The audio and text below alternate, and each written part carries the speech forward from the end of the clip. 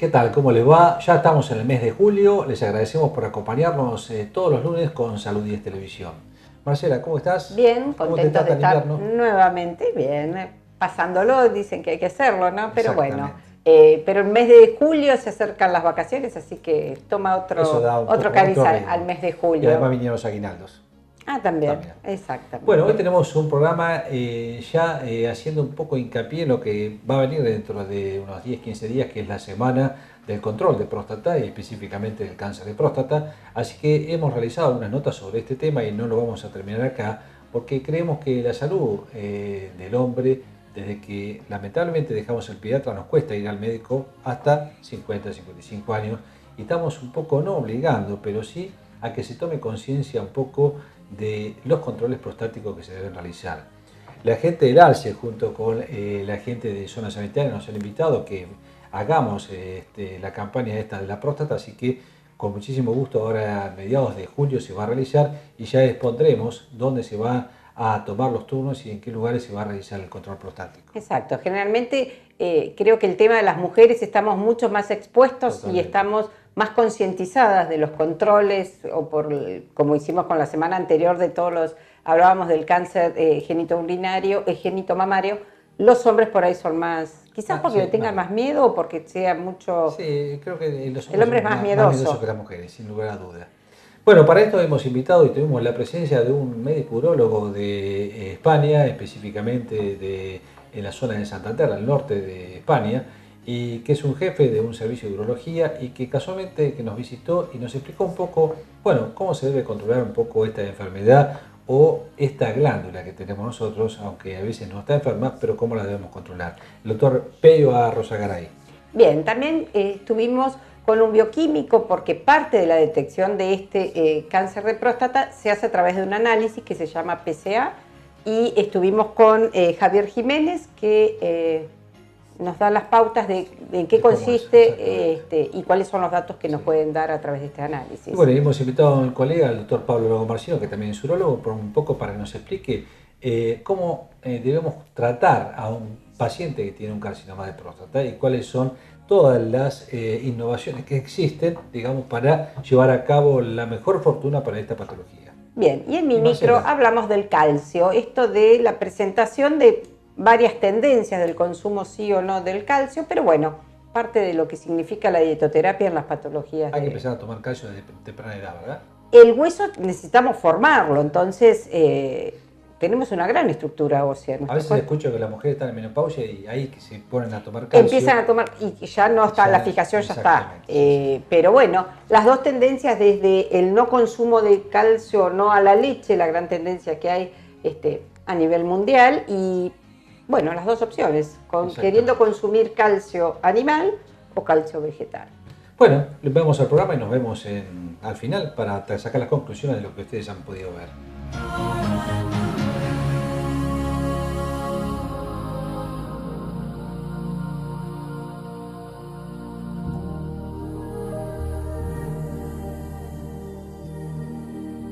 Bueno, al principio del programa dijimos que dentro de muy poco tiempo vamos a proceder a realizar lo que se denomina la Semana de la Próstata en Azul, para lo cual estamos haciendo digamos, un ímpetu para que todos los hombres realicen controles prostáticos después de los 45 años de edad, aunque no tengan síntomas. Esto es importante porque el control prostático hace que uno pueda llegar a encontrar sintomatología o sobre todo patología en etapas iniciales y que se puedan llevar un resultado y una curación mucho más fácil y realmente duradera y final, que es lo más importante. Y hoy tenemos una visita internacional, tenemos la fortuna de presentar a un amigo que ha venido de España, específicamente del País Vasco, de San Sebastián, que es el doctor Pello Arrozagaray. ¿Lo dije bien, Pello? Sí, estupendo. Bueno, te agradecemos mucho que estés hoy aquí con nosotros en Azul. Yo sé que has venido por otros motivos y siempre podemos charlar de temas urológicos. Y nos interesa un poco cuál es la visión de la próstata y de los pacientes que ven próstatas, que tú lo ves a diario, estás a cargo de un servicio de urología allí. Y nosotros estamos largando campañas para que la gente tome conciencia que se controle la próstata. ¿Cómo se ve esto allí? ¿Cómo lo hacen ustedes? Bueno, haciendo un poquito de historia, yo creo que el advenimiento del PSA, que es el marcador tumoral que pedimos, la proteína que produce la próstata, cuando está elevada o bien por inflamación prostática o bien por un cáncer de próstata, ese advenimiento, es decir, el hecho de que nosotros comenzamos hace ya, pues yo calculo desde el 90, empezamos a hacer el PSA, hemos constatado que tenemos gran cantidad de pacientes diagnosticados, calculo 20, 25 años antes de lo que diagnosticamos previamente. Es decir, nosotros el diagnóstico inicial antes del PSA, que no es un marcador tampoco tan excelente como pensábamos que podía ser al principio, pero bueno, ha servido para que nos adelantemos en el diagnóstico de cáncer de próstata, sobre todo, que es lo que preocupa al paciente 20, 25 años. Es decir, antes, como tú sabes, hacíamos tacto retal y el 75% de los pacientes ya estaban pasados, es decir, estaban con un cáncer avanzado. Hoy en día curamos más del 75% de los pacientes, incluso más del 80%.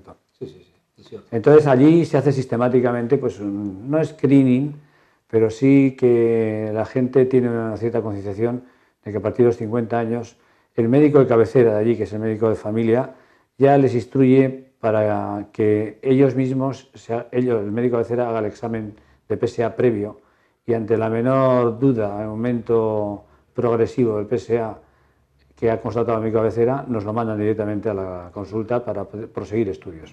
Aquí tengo un stop y te pregunto, porque esto es a veces un tema que discernimos aquí, donde los clínicos generalmente piden el PSA, pero no hacen el resto del control urológico, que sabemos que se puede acompañar con el tacto rectal, con una ecografía y una flujometría, y que consideramos que casi todos los hombres se lo deben realizar después de los 50 años para un control eventual y progresivo de la enfermedad, ¿no es cierto? Sí, estoy totalmente de acuerdo, porque además el cáncer de próstata muchas veces no da síntomas. O sea, es más común encontrar tumores de próstata sin síntomas prostáticos y que encontrar adenomas de próstata que sí dan síntomas prostáticos de tipo obstructivo o irritativo o ambos.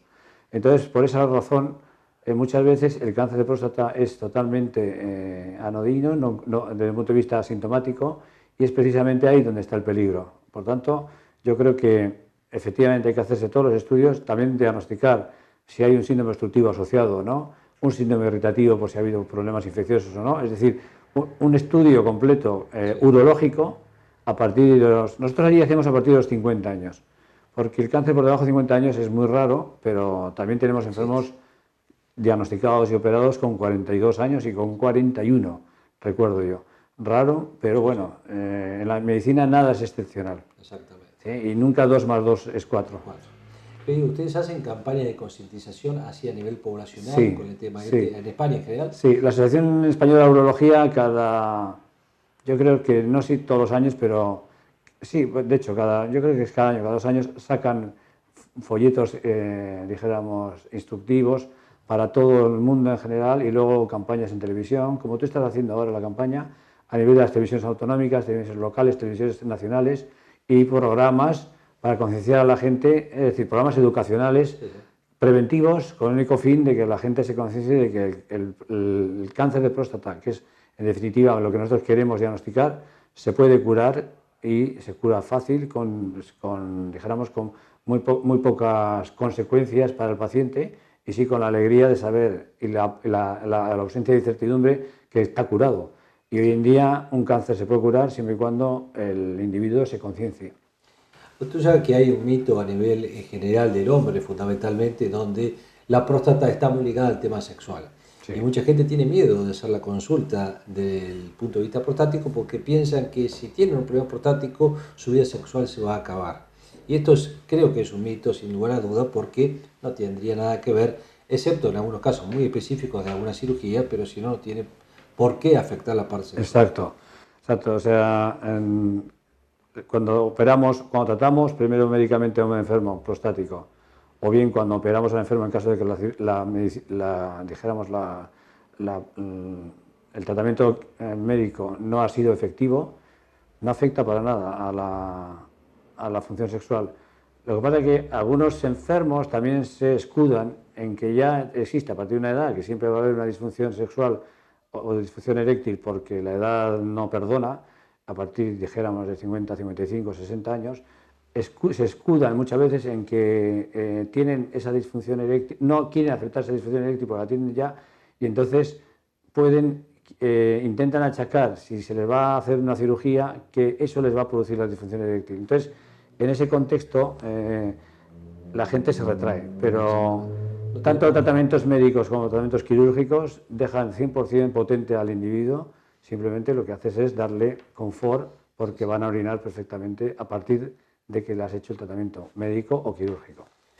Ahora te voy a hacer una pregunta un poquito más específica de cuáles son los tratamientos que están usando ustedes, que calculo que son muy parecidos a los nuestros, para la cirugía prostática, tanto del adenoma, que es el agrandamiento prostático benigno, que ocurre muchas veces cuando la persona no puede orinar, como del cáncer de próstata, y depende de las edades también, ¿no es cierto? Sí, bueno, con respecto a la adenoma de próstata, una vez que el tratamiento médico ha fracasado, o que hay gente que también te demanda directamente que le hagas una cirugía porque no quieren estar tomando crónicamente un tratamiento médico, sigue siendo el gol estándar de la cirugía es la resección transrectal de próstata.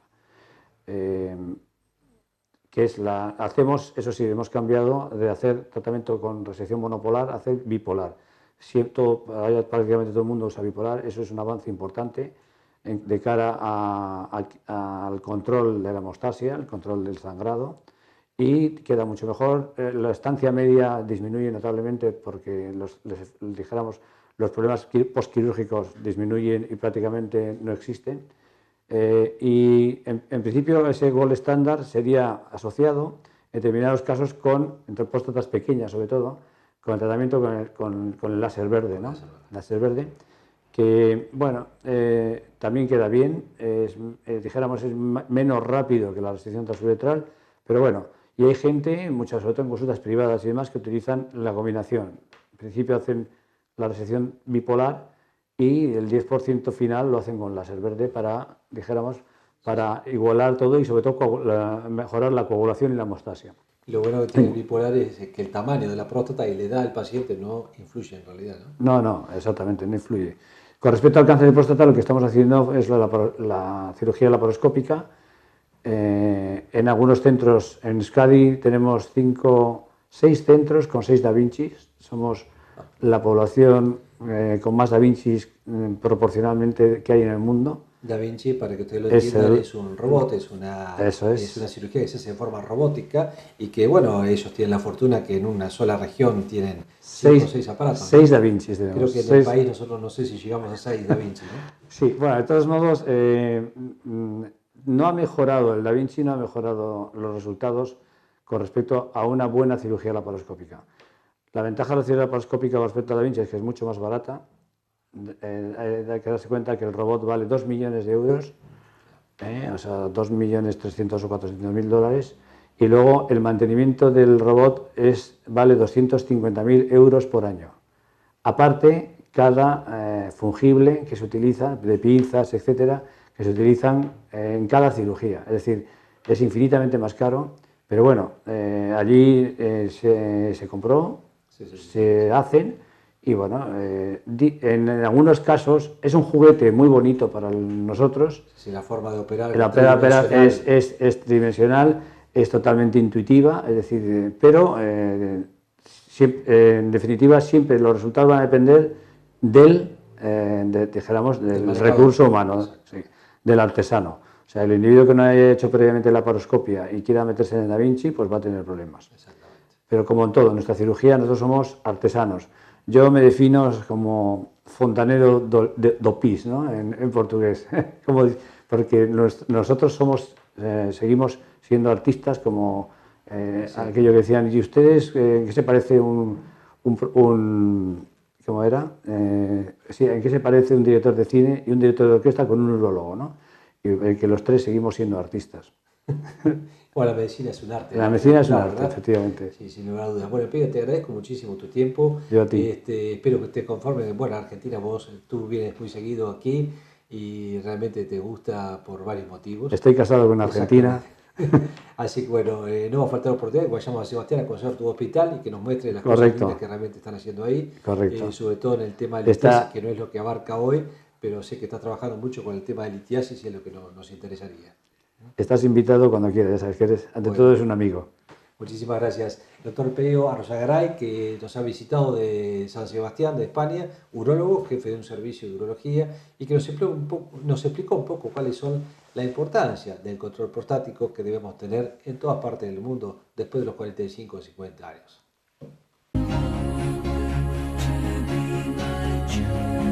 Dentro del programa que se va a realizar de la Semana de la Próstata, hablamos que existen diferentes elementos que pueden llegar a tratar de controlar o tratar de diagnosticar, o mejor dicho, orientarnos en el diagnóstico de algunas patologías específicas de la próstata, y una de las cuales es el cáncer de próstata.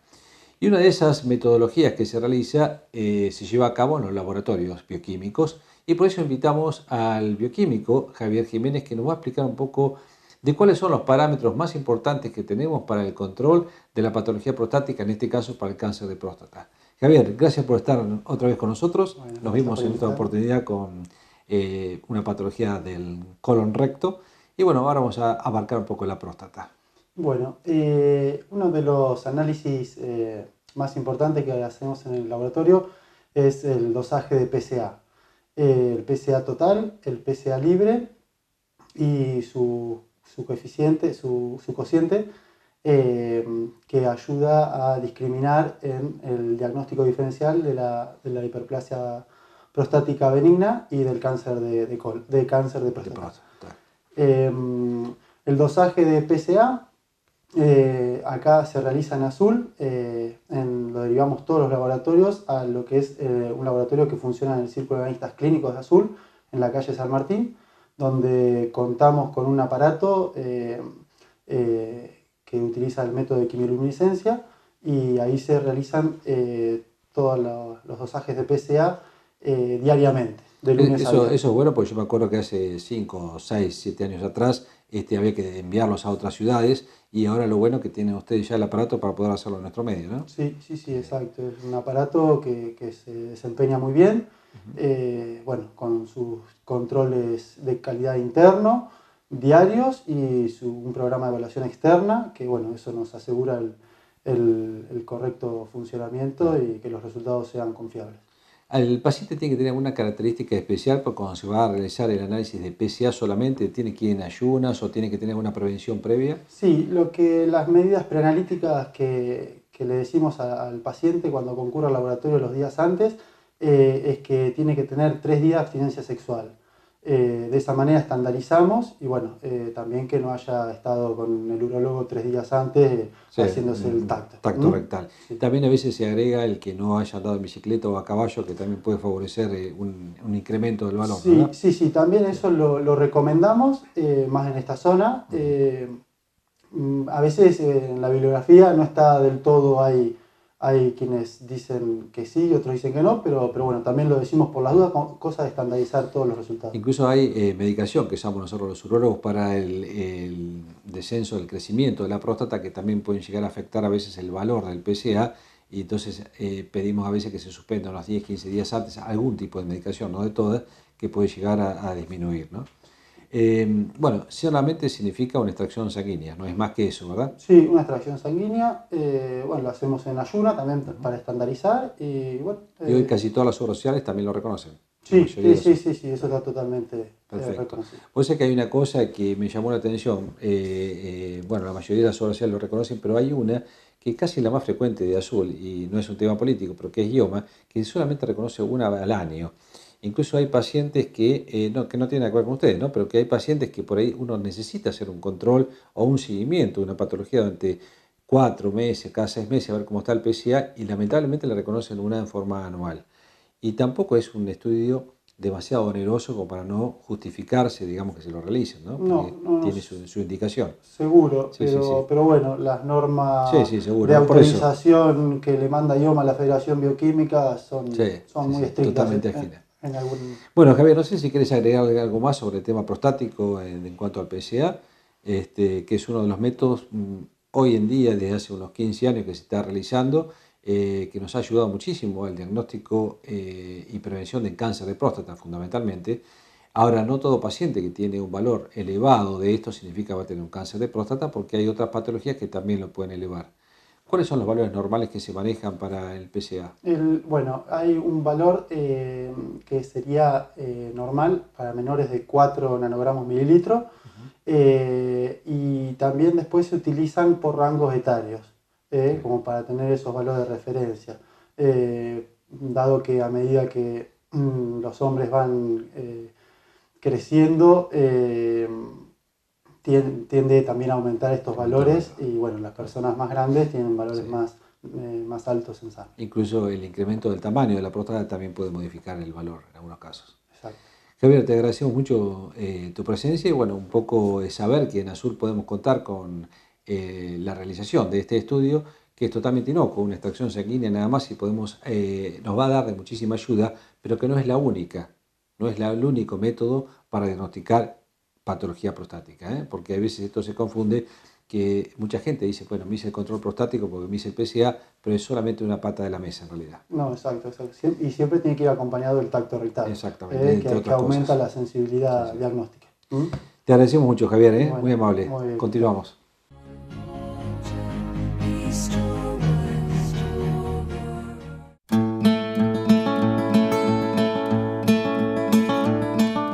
Tema de hoy, el calcio.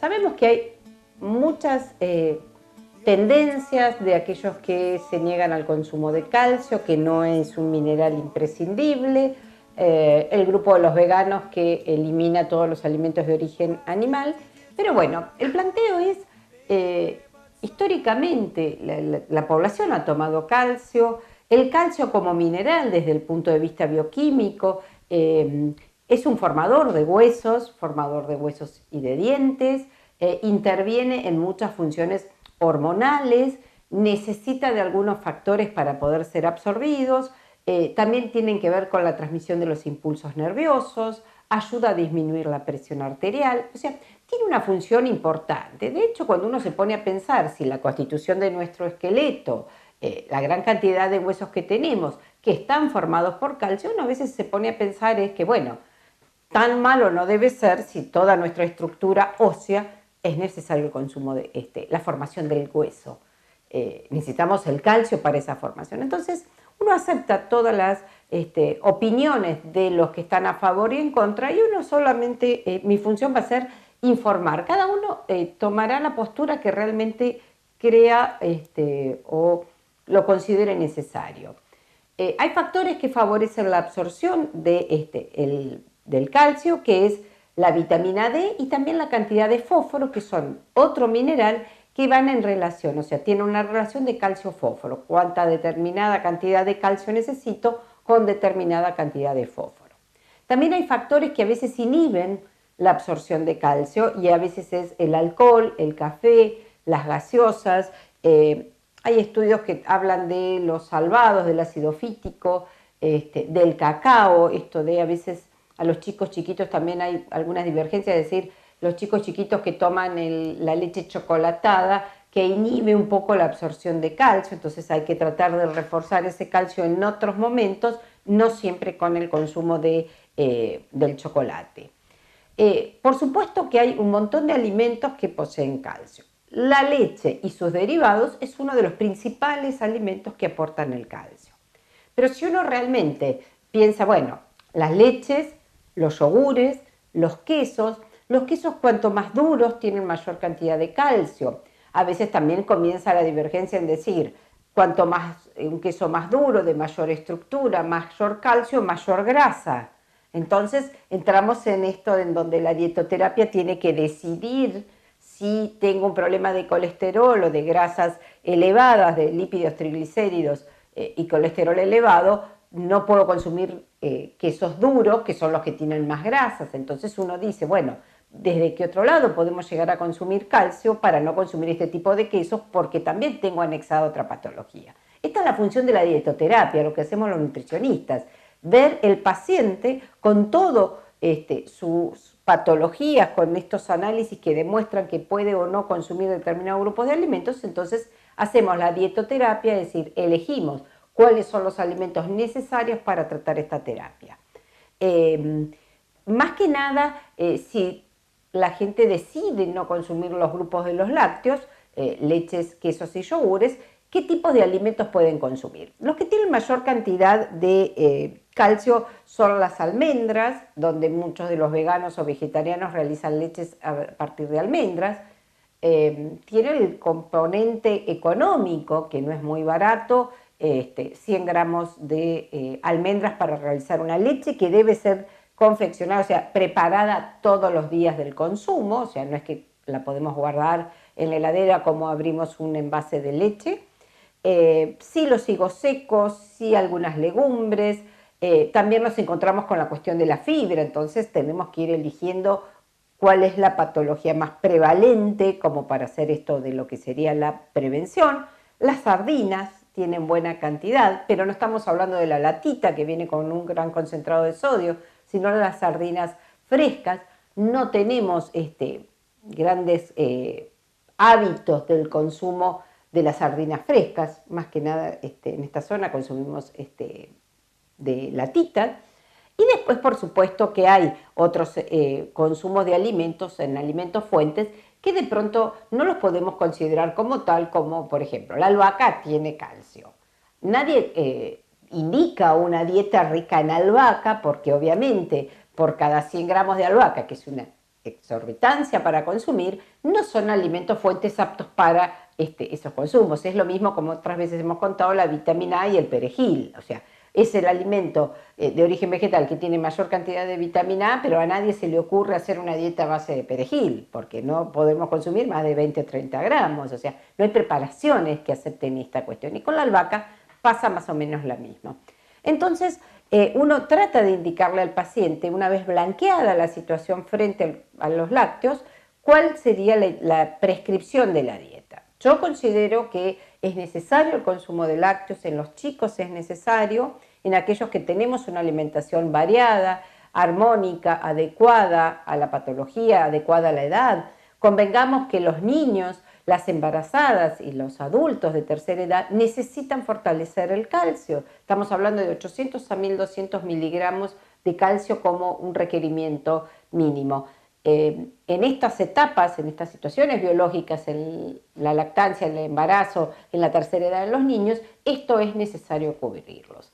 Por supuesto que muchos dirán, la osteoporosis, cuando me la determinaron después de los 50 años por estudios como la densitometría, nunca tomé leche, ¿lo voy a solucionar? No, no voy a solucionar que de golpe nunca tomé leche, a los 50 años con una densitometría apareció que tengo niveles incipientes de una osteoporosis, entonces voy a empezar a tomar leche y lo voy a solucionar, porque es la absorción lo que puede estar mal logrado, por esta falta o por necesitamos el consumo también de vitamina D, también a través del sol, que es importante esta producción. Entonces, tenemos que hacer educación, estamos haciendo prevención desde la primera edad, donde necesitamos ir con la formación de todos los depósitos del calcio, la formación de los huesos, de las uñas y de todo lo que tiene que ver con el calcio, no solamente esto de la estructura del hueso. Así que la opción es elegir por el gran grupo de los alimentos de origen animal o los de grupo vegetal, considerando la postura que uno tenga frente a la posición del consumo de productos de origen animal.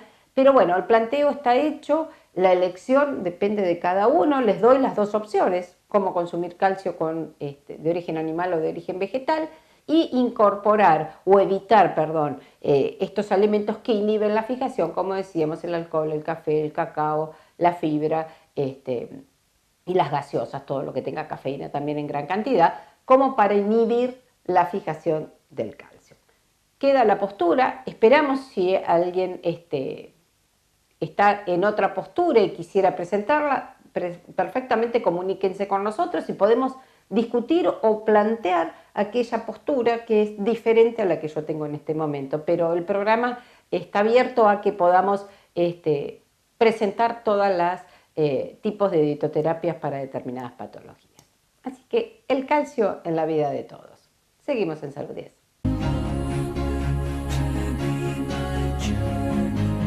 Dentro de la programación que se va a realizar el próximo mes, la Semana de la Próstata en nuestra ciudad, hemos invitado al doctor Pablo Logomarcino, que es especialista en urología, colega, y vamos a hablar de una de las patologías que uno trata de buscar fundamentalmente y que no tiene síntomas, que es el cáncer de próstata.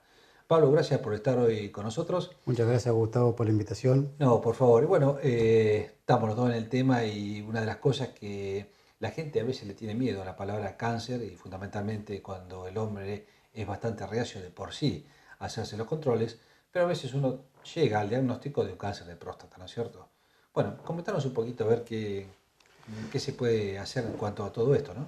Sí, lo primero que hay que recomendar es que los hombres a partir de los 50 años consulten a un urólogo para hacer el control prostático, que consiste en un examen, un estudio de laboratorio que es el PSA y una ecografía.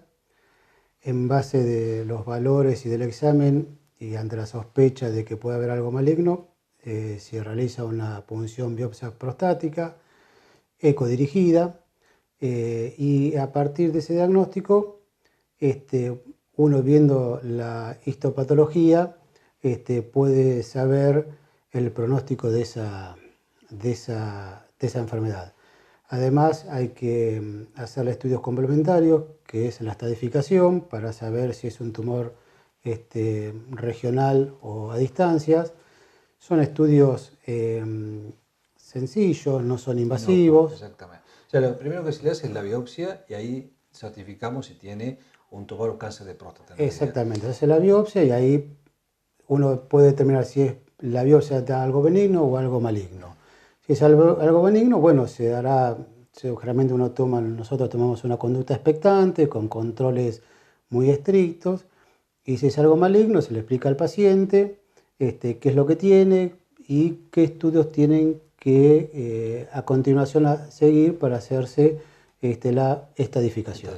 ¿Qué estudios son esos? Contanos. No, los urólogos generalmente pedimos un centellograma óseo, porque sabemos que los tumores de próstata dan metástasis a nivel óseo, y pedimos generalmente una tomografía de tórax, abdomen y pelvis para ver si encontramos adenopatías o si encontramos alguna otra localización probable, que son las más frecuentes en los tumores de próstata. Perfecto. Bueno, una vez que se hacen estos dos estudios, que vos bien dijiste que son inocuos realmente, que lamentablemente el centellograma hoy no se hace en nuestra ciudad, porque no, incluso cerca tampoco a veces, no, sí. depende de la obra social de dónde lo derivan, pero es un trámite, porque no es nada que le van a hacer en forma agresiva.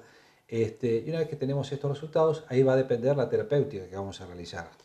Claro, en base de varios parámetros que tomamos los urólogos, que son el PSA, la histopatología y lo que dan los estudios complementarios, uno puede abrir un abanico de tratamientos y también dependiendo de la edad del paciente, hay un abanico de posibilidades que pueden ser o una cirugía, que puede ser a cielo abierto, laparoscópica o robótica, puede hacerse radioterapia, o 3D o de intensidad modulada, y puede hacerse también braquiterapia, y también lo que se está usando mucho en tumores de baja malignidad, para llamarlo de alguna manera, es tomar una conducta expectante.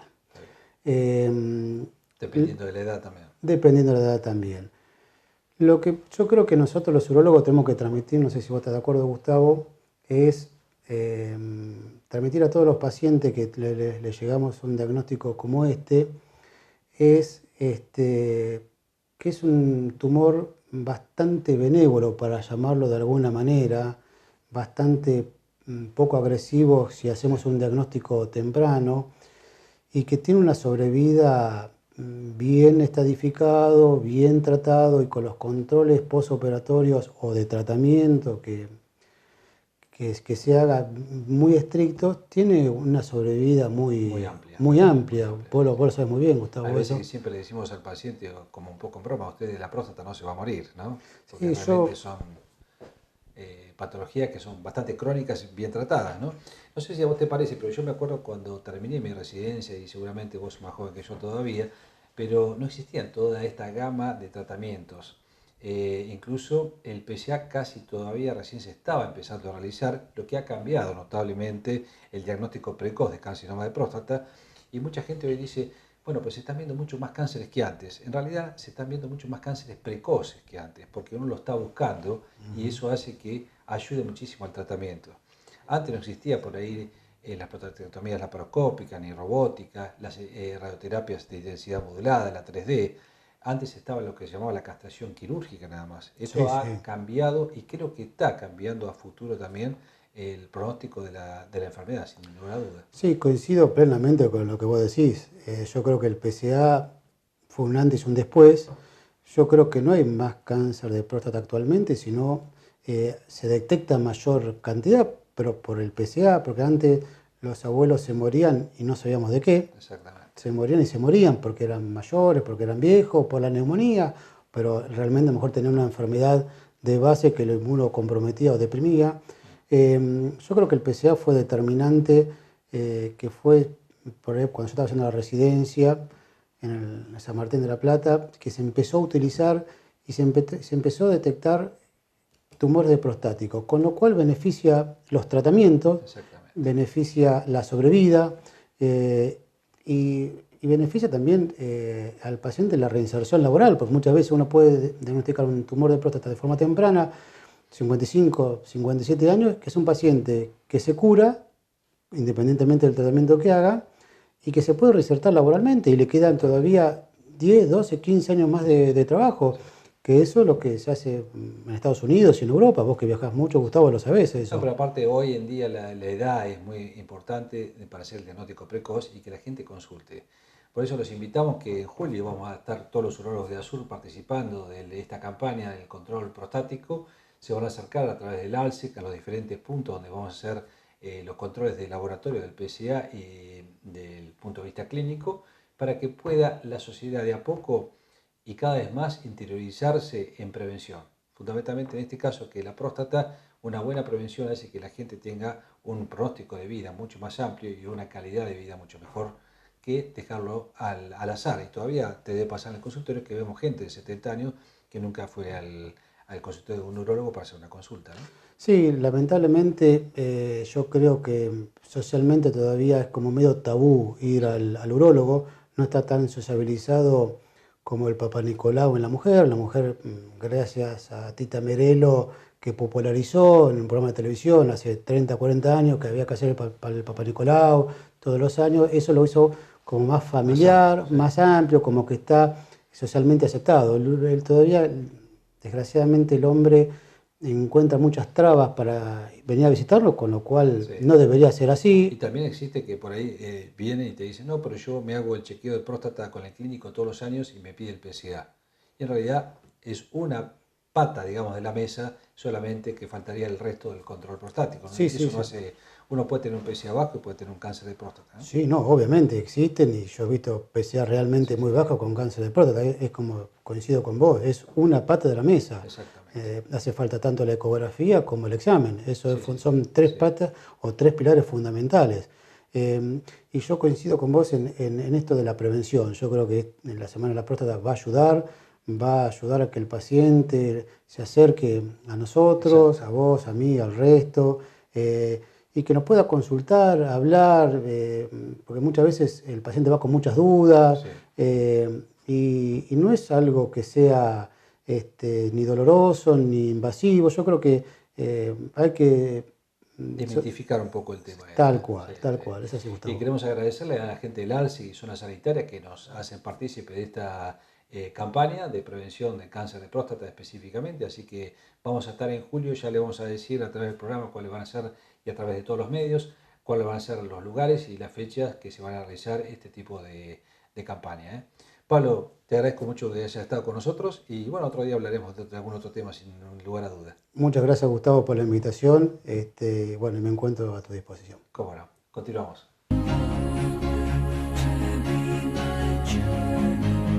Bien, llegamos al final. Realmente un tema dedicado a los hombres para que tomen conciencia de esto de la prevención, pierdan el miedo o por lo menos empiecen a escuchar de la glándula, qué es la próstata y cuáles son los riesgos del no tratamiento. Exactamente. O sea, prevención. Es algo tan simple que hoy un diagnóstico precoz de este tipo de enfermedades hace que la gente pueda tener una calidad de vida y una cantidad de vida también mucho más prolongada.